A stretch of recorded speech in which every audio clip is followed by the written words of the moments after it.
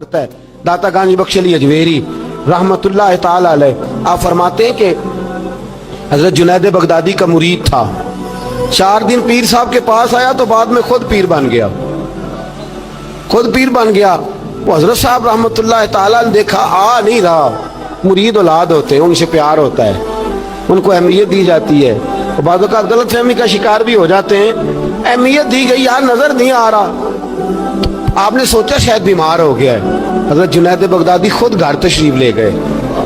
हजरत Junaid Baghdadi जिनका वलियों में इस तरह मकाम है जिस तरह हजरत जिब्रील अमीन का फरिश्तों में मकाम है, इतना बड़ा, चल के घर गए और जाके कहा अस्सलाम वालेकुम। कहता जी वालेकुम सलाम। कहता तू आता क्यों नहीं? तो मुझे अब आपकी जरूरत ही नहीं, मैं अब खुद बड़ा परहेजगार हूँ, मुझे क्या जरूरत है मैं किसी को अपना बड़ा मानूं, मैं खुद बड़ा परहेजगार हूं। फरमाया हुआ क्या? कहने लगा जी रात जब मैं सोता हूं तो 2 फरिश्ते आते हैं, मुझे बुराक पे बिठाते हैं और जन्नत की सैर कराते हैं। बुराक पे बिठाते हैं और अल्लाहु अकबर जन्नत की सैर कराते हैं। मेरे हाथों के तराशे हुए मिट्टी के सनम आज बुत खाने में भगवान बने बैठे, मेरे हाथों के तराशे हुए मिट्टी के सनम, देखो तो सही आज बुत खाने में भगवान बने बैठे। और रायपुरी कहने लगे वो पत्थर जिनको सिखाई थी कुव्वते गोयाई हमने, वो जब बोलने लगे तो हम पर ही बरस पड़े,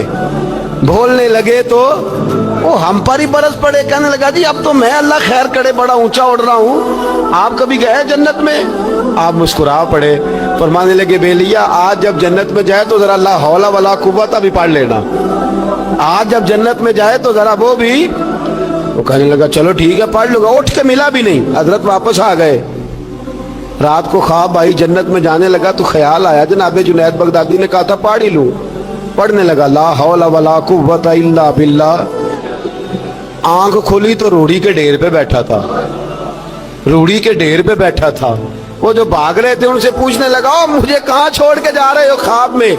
वो कहने लगे शैतान के मुख्तलिफ रूप थे, तू असल में हजरत जुनैद के पास ज्यादा आने जाने लगा था तो तू अल्लाह के करीब होने लगा था, तो हमने चक्कर चला के तुझे वहां से रोका, तू बेवकूफ है, समझ नहीं आई।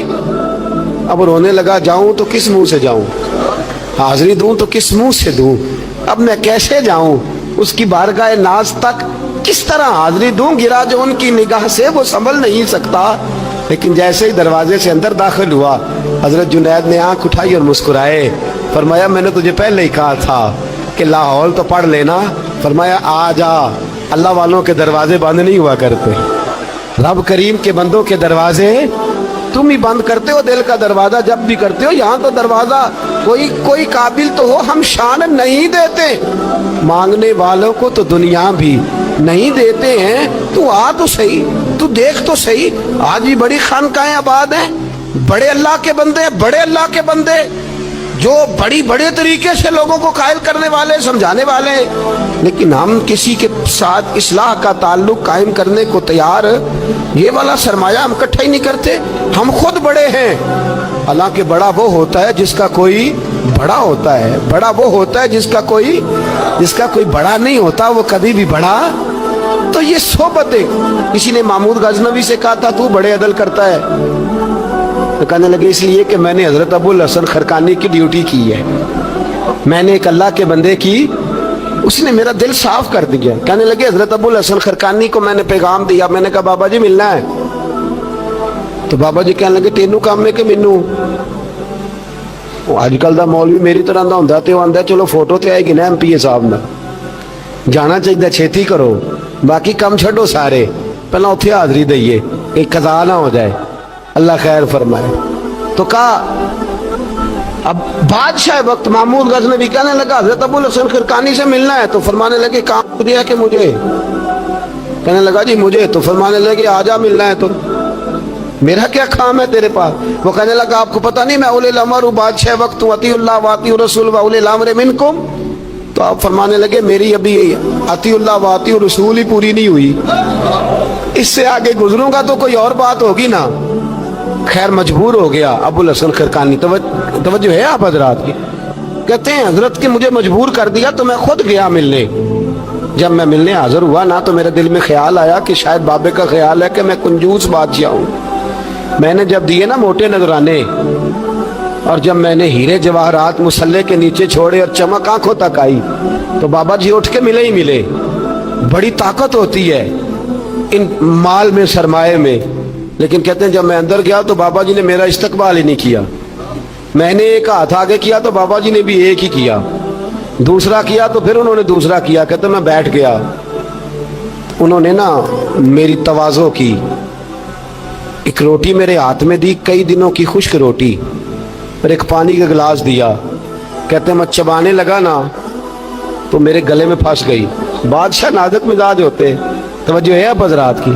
کہتے ہیں اب میں نے کیا کیا، وہ روٹی تو نہ کھائی گئی تو میں نے نا تھوڑی سی اشرفیاں مسلے کے نیچے رکھی. تو حضرت ابو الحسن خرقانی کہنے لگے، ادھر دیکھیے گا، فرمانے لگے اور تو نے میری روٹی کیوں نہیں کھائی؟ کہنے لگا جی گلے میں پھنس گئی ہے. آپ مسلح اٹھا کے کہنے لگے یہ دولت بھی لے جا، یہ بھی درویشوں کے گلے میں پھنس جاتی ہے، اس کو لے جا اٹھا کے، یہ بھی پھنس جاتی ہے، ہمارے گلے سے نیچے نہیں اترتی، نیچے لے جا. وہ کہتا جب میں نے اٹھائی تو مجھے سمجھ آ گئی یہ وہ والا صوفی نہیں، یہ اللہ والا صوفی ہے، یہ رب رب کرنے والا صوفی ہے.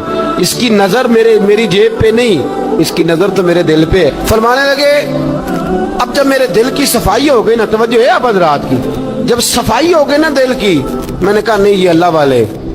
تو کہتے ہیں میں اٹھا تو حضرت ابو الحسن خرقانی بھی کھڑے ہو گئے اور مجھے باہر سواری تک چھوڑنے آئے.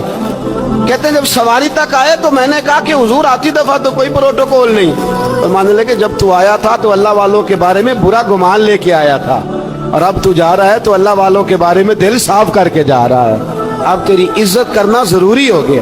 میرے عزیز یاد رکھیے گا، یہ جو صحبت صلحاء ہے یہ ریگ مار کا کام کرتی ہے، یہ باطن کو روشن کرتی ہے، یہ نکھار پیدا کرتی ہے. لیکن جائے اللہ کے بندوں کے پاس، دیکھیں نا میں نے پہلے بھی کہا تھا، ایک دفعہ پھر بات دہراتا ہوں، میں نے اپنے حضرت سے ایک دفعہ کہا کچھ مریدوں کو پروٹوکول ملتا ہے اور کچھ بیچارے ایسے ہوتے ہیں جن کو جھڑکیاں ملتی ہیں. تو آپ فرمانے لگے پروٹوکول ان کو ملتا ہے جن کا ڈر ہو کہ کہیں بھاگ نہ جائیں، ان کو پروٹوکول، اور جن کا پتہ ہونا جتنے مرضی جوتے مارو میرا ہی ہے، اس نے کہیں جانا، ان کو ضرورت نہیں ہوتی پروٹوکول کی. ہم تو آستانوں پہ بھی جاتے ہیں کسی جگہ. ہاں ایک بات ضرور میں ضرور کہوں گا، خانقاہ پہ جائیے، اس خانقاہ پہ جہاں اللہ اور اس کے رسول کے دین کا درس دیا جاتا ہے، جہاں سونا مرشد سچا مرشد سے آگے بات نہیں جاتی، اور جہاں سوائے ایک ذات کی شخصیت پرستی کے کوئی اور نعرہ ہی نہیں لگتا. ہم ان خانقاہوں کے قائل، ہماری وہ خانقاہ ہیں جہاں رب رب کا ذکر ہوتا ہے، جہاں اللہ اللہ کے نعرے لگتے ہیں، جہاں رب کریم کو یاد کیا جاتا ہے. یہاں صوفی بیعت اپنی کرتا ہے لیکن وہ توجہ اللہ کریم کی طرف کراتا ہے، وہ سنت اور شریعت کی پابندی کراتا ہے، وہ لوگوں کو دین کا رستہ بتلاتا ہے. لوگ جاتے اس کے پاس ہیں لیکن رستہ انہیں